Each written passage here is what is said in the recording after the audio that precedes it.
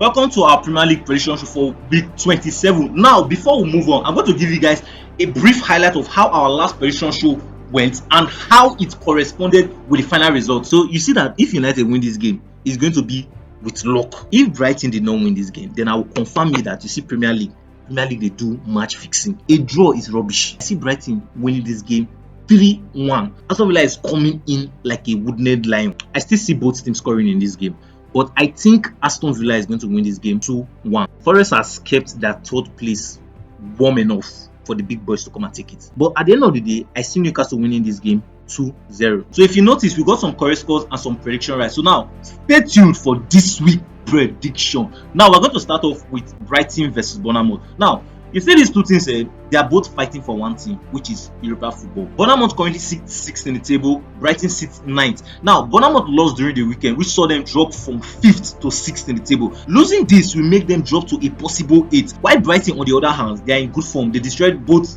Chelsea and Southampton. But this will be a very, very huge test for them. But I still see both teams scoring, and this game is looking likely to be a draw. But I'm going to give Brighton a 3-1 win. Now, Crystal Palace versus Aston Villa. You see that Palace striker, Mateta? That guy is just a big bully. Because the way that guy bullies defenders this season, I don't just understand. Now, can Aston Villa contain him? It's almost impossible. Aston Villa will likely to build on their momentum after the Chelsea game, right? Aston will also be looking to get on the score sheet again. They are going to Palace home. If they could salvage a win there, it will be by the grace of God. Now, my prediction will be Aston Villa to win this game 2-0. Wolves versus Fulham. In the last prediction, I said something. I said, you see this Wolves team, they have the potential to be in top 10, but they have been so unlucky this season. Fulham on the other side, not so lucky. Palace bullied them off and collected all 3 points for them. But I'm going to give Wolves a 3-2 win. Chelsea versus Southampton. I know that in my last prediction, I gave Aston Villa to win Chelsea. But now, if Chelsea cannot beat Southampton, I think that Maresca should be sacked. That's just the honest. If they can't beat Southampton, I don't see what Maresca is doing there. So I'm seeing Palmer picking up his form in this game and Chelsea dominating with a 3-1 win. Brentford versus Everton. This game is looking like a draw to me. Moyes' team has been doing wonderful. 6 games, 4 wins, 2 draws. Brentford has had some up and downs. But if you look at what they did to Leicester, that was total demolition. Everton's spirits are really high, oozing with serious confidence.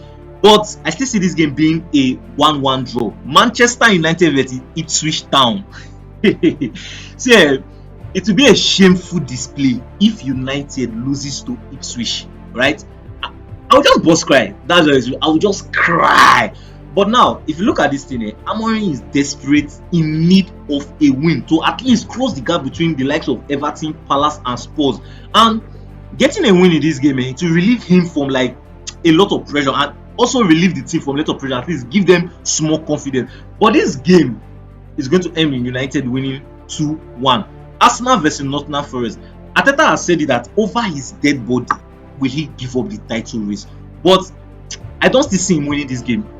In as much as Forest has lost 2 in a row for the first time in a long time, I still see this game ending in 1-1 draw. Manchester City versus Spurs. The worst thing that can happen to Manchester City and Pep Guardiola is to lose to Spurs back to back in the league.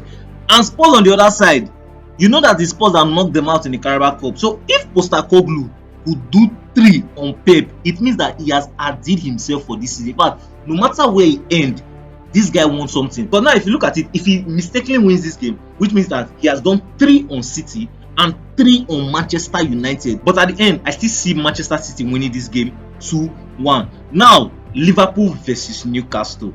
There's something Arteta said. Arteta said mathematically they can still win the league. But for them to mathematically win the league, it means that Liverpool has to drop points, right? And the way Liverpool is going, Liverpool is not looking like if they want to even drop points out of safe. But now if you look at Newcastle on the other hand, Newcastle are like trying to get up there, trying to see if they can play Champions League game because they've had the test of Champions League. And they are struggling to make sure that they play in Champions League. And it is looking not possible, but it's still looking possible because this is the Premier League. Anything can happen.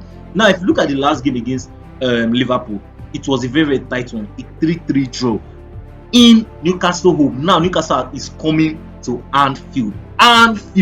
Now, you see this game is going to end 3-2 in favor to Liverpool. Now, West Ham versus Leicester City. West Ham.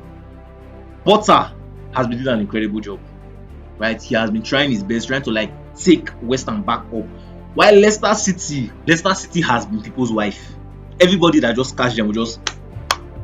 But at the end of the day, I don't see Leicester winning this game. I don't see it at all.